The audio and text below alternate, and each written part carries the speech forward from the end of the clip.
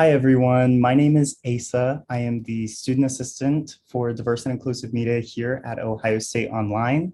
And today I'm very excited to present to you what it means to be the student assistant for diverse and inclusive media, why DEIJ practices and initiatives and representation are important in higher education and learning environments. I'm going to share some of the projects and collaborations that I've been involved with so far and what the future might hold for this position. So starting off, let's look at our vision for this position. Our vision is pretty much just facilitating an environment conducive to learning while promoting diversity, equity, inclusion, and justice for a more accurate representation of Ohio State's campus population, as well as the online community. We also want to place a focus on education, understanding, and appreciation of different cultures and the importance of accurate representation in higher education. So let's start out with why DEIJ is important in higher education.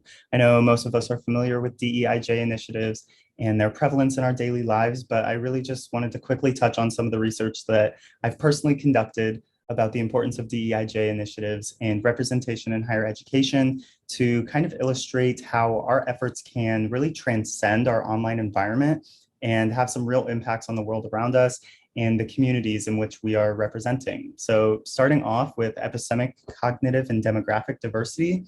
Epistemic and cognitive diversity is pretty much just the ways in which different people learn, connect to, and regurgitate information that they come into contact with. And this study found that epistemic and demographic diversity interact in a really interesting way that actually improves complex problem solving. So this pretty much just means that different people with different cultures can offer a variety of different experiences and perspectives to help us overcome obstacles that we might face in our work every day. This also kind of leans into learning about different cultures and how it's mutually beneficial for students and educators, and in our situation, instructional designers as well, and the professors and instructors that they are working with. This study found that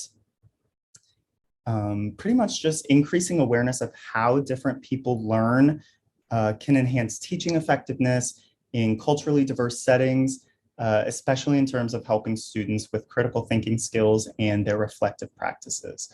And next, for those last two bullet points, representation matters, I'm going to be talking about a study that conducted an experiment examining students from culturally diverse backgrounds, engaging in learning environments that featured instructors that were from similar backgrounds to the students. In short, this study found that nearly 100% of the time, the students performed better in the presence of instructors that matched them intersectionally. So in other words, when diverse groups of students see themselves represented in learning environments, they excel. And that really is our main goal here. This study also found that representation seeks equity, not advantage. So in this study, they use the example that as more underrepresented groups of people become more prevalent in their respective fields, there comes a time where the percentage increase of each demographic in their respective field kind of plateaus and levels out, moving toward this goal of having a more equal representation in all facets of academic life and learning environments. So that's a pretty cool introduction to the importance of DEIJ initiatives and representation in education. But let's go ahead and talk about my position here at OSU and what it means to be a good candidate for a student position in diverse and inclusive media.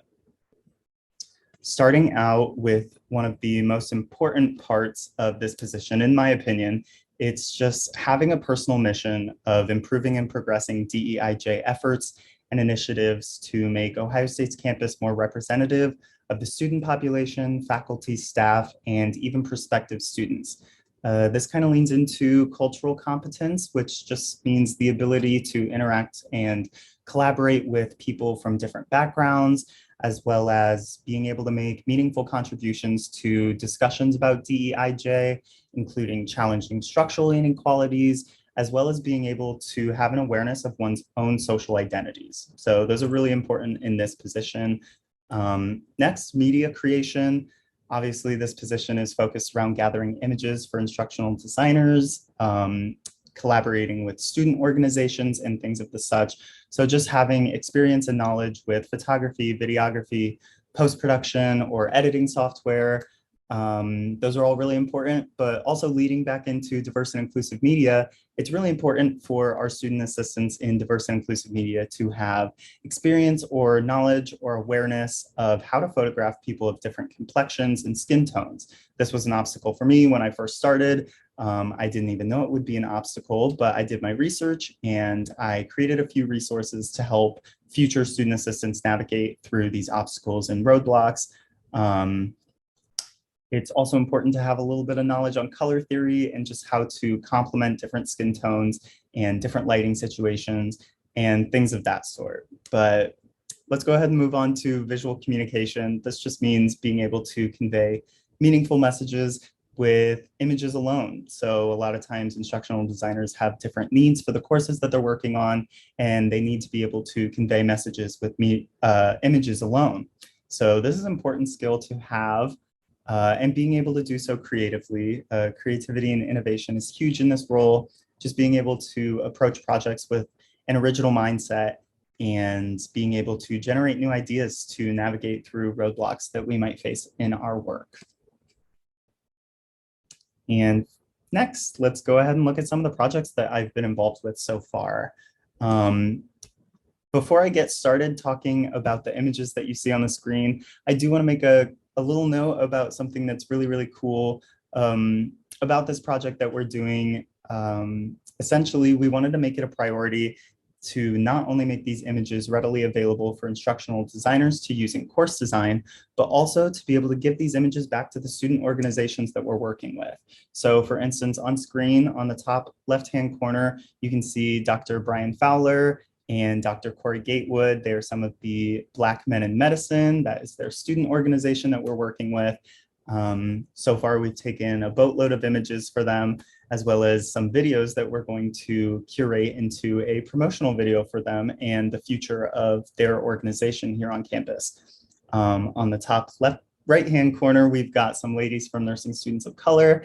And if you follow my little cursor down here to this short video that I've included, you can see some of our media that we've collected from Nursing Students of Colors being used in an actual course. So it's just very cool to see some of our projects and media that we've created coming to fruition, doing a full circle. We're seeing it in courses and we're seeing instructors use it. So it's definitely opening some doors for what the future might hold for this position and the media that we are curating. Speaking of the future of this position, let's talk about, the places we'll go. What is next for diverse and inclusive media here at Ohio State? Obviously, we've got some more collaborations in the books. We've got some new projects that we're working on, kind of like that promotional video that I was talking about with Black Men in Medicine. Lots more to increase our diverse and inclusive media archive for instructional designers in the future. I've also noted here that I'm currently working on an onboarding training course for future student assistants in diverse and inclusive media whenever we get those. So that's very exciting. I've also included some goals here, just making a more representative and equitable learning environment for students while increasing awareness, understanding, and appreciation of different cultures. And finally, one of the most important things is just keeping an open dialogue for any questions, concerns, comments, or even new ideas to combat any obstacles that we might face. And of course, I want to thank everyone for watching this video. I know that these conversations can be a little difficult to facilitate and they can be uncomfortable sometimes, but they are so, so important. I can't stress that enough. And I'm just really appreciative of how receptive everyone is being to these topics. And thank you so much for your time.